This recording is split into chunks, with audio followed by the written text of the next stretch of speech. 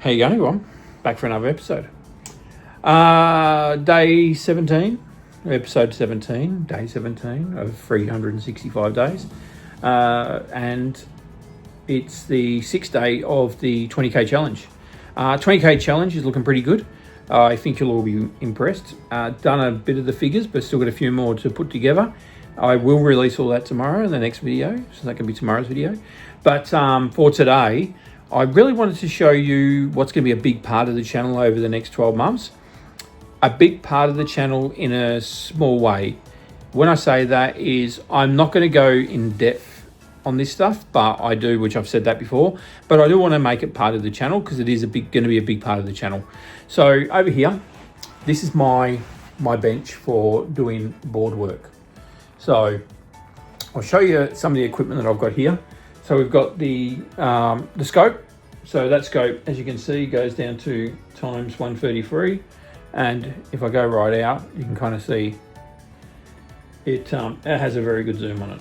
So, but you need to have that to be able to do good board work. Unfortunately, anything less, just probably not that much on this stuff. This is a laptop motherboard. I used to do motherboards on mobile phones. So that stuff, yeah, I haven't got one handy, but that you really need to have a good scope. Then over here, you've got the hot air station. So this one here, so that just throws out hot air, literally, but it's a very calculated hot air. And then you've got your nano soldering iron. So both JBC, I was recommended them back in the day. I don't know if there's better or equivalent cheaper stuff. This was quite expensive back in the day. And no, not rich. I paid all this stuff off over months. So I did a deal with the company and they did a bit of an afterpay sort of thing. There was no finance involved. They just let me pay it off. They knew us well, so they looked after us. Obviously got the air extraction down there because you must have that when you're doing this sort of stuff. And then you've got down the bottom there, that's just a power injector, or a power supply. So when you want to test circuits and stuff like that, or just turn equipment on via the clipping it onto the power, you can do that. And it'll tell you what it's using as well. And then you've got, that is a laser soldering iron, but when we bought it, we could never work it out. So it's something I really want to have a look at over the next 12 months and see if I can work out, or whether it was just a gimmick that doesn't really work. And then you've got your multimeter, and then down the bottom there, you've got an oscilloscope. Another thing I've never really used much of, so really something I want to learn a bit more of over the next 12 months. Obviously a monitor for that, all that. And then over here, the idea of having this here is that that's got my schematics on it, so I can work out what goes to where. So if the power switch turns this on and then that turns something else on, why isn't that something else working? What's not getting through? And that's where that comes into play, as well as a PDF of the schematics, which basically tell you which way. You can see it tells you where the circuit's going, where the switches are, where there's an earth, like stuff like that. So you can kind of trace through and find faults that way.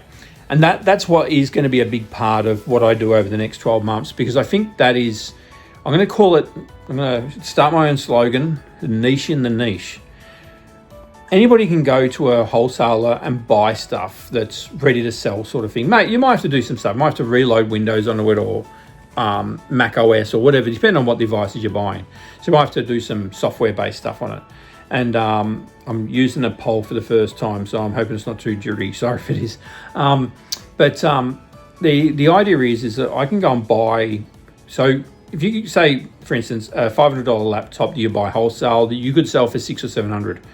I want to be able to buy that $500 laptop for under $200. Repair it for a small amount, whether it be a charge port or an IC or something burnt or whatever it be, liquid damage. I want to be able to buy that, repair it for under $100. So then it costs me $200, and then sell it for maybe the wholesale rate for $500 or $600, because then I can sell it cheaper. I've got people that will sell it for me if I don't want to go, make it a retail side of selling. And the bonus with that is, yes, the risk is higher, but the reward is so much greater. It's getting very hard and very competitive in the market when it comes to stuff that you buy from wholesalers that's ready to sell. Unfortunately, it's just there's a saturation point we've got to, I believe personally, that is almost making it, particularly in Australia, we haven't got a big market, making it very hard to make a profit. At the moment, if you make $50 on a laptop or $100, you're pretty happy, and it shouldn't be that way. I don't want to be that way. If it's going to be that way, then I won't do it after this year. So my idea is to try and find that other niche. And the other thing, the bonus is I can make videos doing it. I'm not going to make intricate videos on it, but I will make videos on, I bought this, here's the repair idea, as long as, you know, the basic part of the repair, and this is what we can sell it for. That sort of thing. I'm not going to be sitting there for 4 hours pumping out a video on how to repair stuff. If you want those videos, Soren from Electronics Repair School, you've got, I think I said the other day, you've got Northridge Fix and Northridge Repair. You've also, there's the laptop guy that does Dells, but I can't remember his name. If anybody knows it, put it in the comments. He's really good when it comes to Dell. And then you've got, obviously, Joey does tech. You've got my mate Vince, and there's another one too, Tech Fix, something like that. A lot of those guys do like eBay stuff, so they'll buy something off eBay, fix it, and sell it. And it's, you know, a challenge for them. That's what I'm looking at, the challenge side of things, and just to be able to buy it, fix it, and sell it. No customer stuff. I'm not interested in customer stuff. Yeah, so that's the bench. So there you go. You can kind of get a touchy-feely of what I'm talking about when I talk about board work. For today, I did get all those iPads done. So you can see over there, they're all done. So they're ready to put together in a package and sell. They'll go on the list tomorrow for the stuff from today.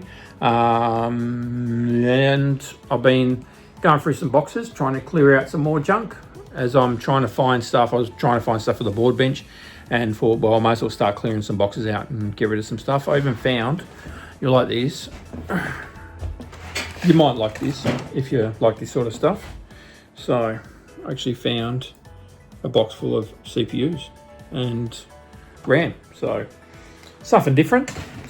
All right, I'm gonna finish this episode off. It's been a crazy day. We've had wind, power's been out for part of the day, and so much wind. And yeah, just some fun and games on a Saturday doing this stuff. So it's been fun. I will see you all tomorrow. Have a great night or morning, and yeah, till next time. Bye.